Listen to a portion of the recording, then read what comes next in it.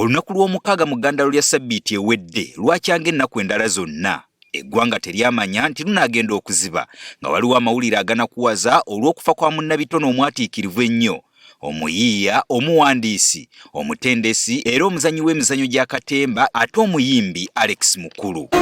Ate mwe mubonoonyi kubanga bo baali bakutte ekkubo ettuufu miniaturization basazeeko oli naye kakati ate mbanga ndibawononesa olwokuba basazeeko bagenda kyonoonera ddala bakize emabega tyosiibyo Abantu abagoberera ekisaawe ky'okuyimba bangi bamanyi oluyimba bannakampala nga boogera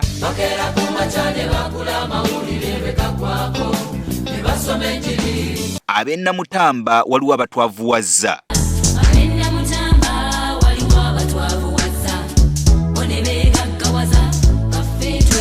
ate nga waliwo na luno olumanyiddwa nga Nabutono lwe yayimba nga yeefumiitiriza ku kiseera eky'okufa n'ennyimba endala nnyingi.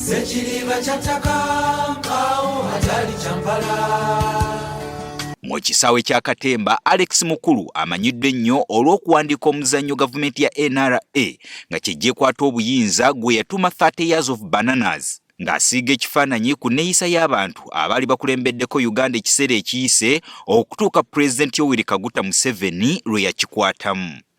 Kyokka Alex Mukulu okuwandiika omuzannyo ogwamanyisa ennyo abantu kyaliwo omwaka ogwa 1977 gwe yatuuma muzzukulu wa Kabangala. Wano yazzaako engule y'akamukuukulu I Killed the Archbishop, Wounds of Africa, Excuse Me Muzungu n'emizannyo emirala mingi Alex Mukulu gy'awandiise.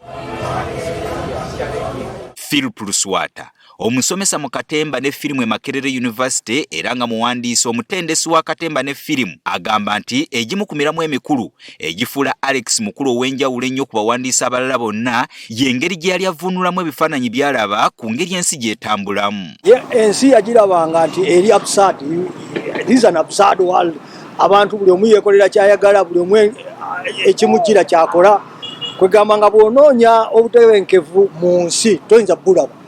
Butabanguko buli wamu mu ndowooza z'abantu, mu maka g'abantu, mu nneeyisa, mu nfuga, mu byonna. Kati ye ekintu ekyo yalaba nga kiri absurd nnyo era n'akyuzinga. He was very passionate about okola theatre form gye bayita theatre of the absurd. Luswata agamba nti Mukulu empandiika ye eyawukana nnyo ku balala kubanga bwe yabanga awandiika nga taba na kirowoozo kyankomeredde wabula ng'abeera akola ennongoosereza mu kye yawandiika ng'agattamu oba ng'atoolako ekiseera kyonna. Kyolanga emizannyo gye kwabanga okulowooza kw'omuntu nga bw'okera ku makya n'otandika okulowooza ky'olowoozezza ky'owandiika ye yagalabanga nga ago ge mazima ga leero.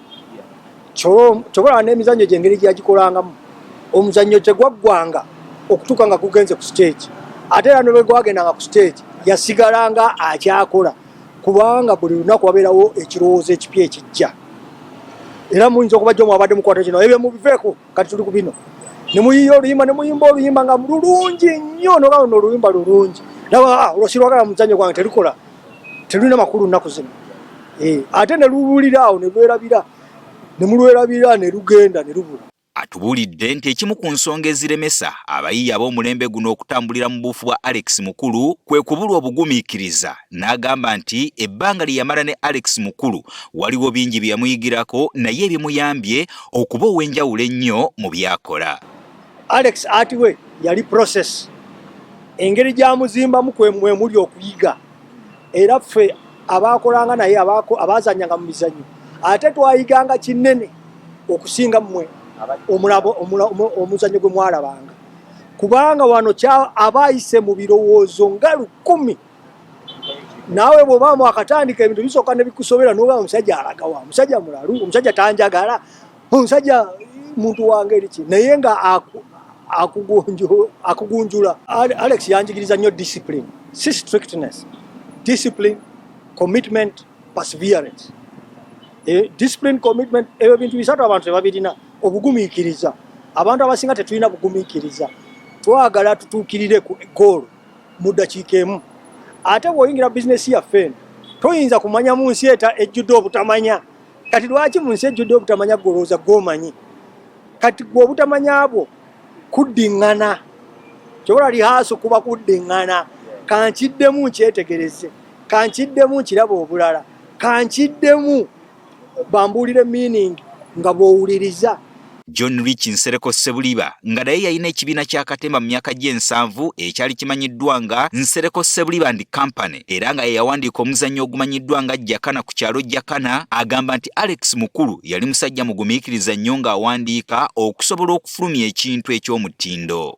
Wandiika emizannyo ng'egyo tapapa era nange bwendi ne Christopher Mukibi nawulira akyogerako neŋŋamba kyekyo. Kubanga ogenda n'owulira abamu nti omwezi gumu aleese emizannyo ena atya. Ne Alex Mukulu bawozanga abuze talabika tajjula kitayidde kyemumanyiiko. Agenda okuleeta ekintu nga kyekyo kyennyini. Ali Kasiri Nganda mu Lyanyama, omubaka wa Parliament wa Makinde East, omu ku bazze bagoberera enkyukakyuka mu kisaawe kya Katemba, agamba nti ebiyiiye bya Alex Mukulu byetaaga omuntu okusooka okuteekayo omwoyo okusobola okubijjamu omulamwa, ekintu ekikaluubiriza abayiiya bangi naddala abavubuka abato okukola ekintu wakiri ekyefaanaanyiriza ekya Alex Mukulu ekinaawangaala. Naye luli omuntu yamanyanga nti bwe siyiiya sigenda kulya. Kyova olaba nti mugamba nti ebitone biweddewa n'ennyimba. Wali mabegako twalina oluyimba omuwala yajja oba yabulirawa ndwerabidde n'odwerabira. Najjaawo ne bamutwalako ne Nairobi ne Rubula. Naye kati olwaliro okyawulira oluyimba lwa rediyo, okyawulira ennyimba. Kati abavubuka tebalina nnyimba za mulembe guno ze bageegenya. Naye ogenda okulaba nga baleese kafeero, baleese basu. Alex Mukulu yazaalwa mu mwaka ogwa 1954 mu ssaza lya Buganda Ssingo, nga bakadde be ye Paulo Kayizi ate nga nnyina ye Victoria Ndagire, nga yasoma n'atuuka ku ssettendekero Makerere n'akuguka mu bya Katemba. Ono yafiiridde mu ddwaliro ekiruddu nga waakuziika ku lunaku olwokuna, kyokka nga we tukoledde eggulire lino ng'ekifo wagenda okuziikibwa tekinnaba kusalwawo. Gerald Damulira, Agafeeyo ku Spark TV.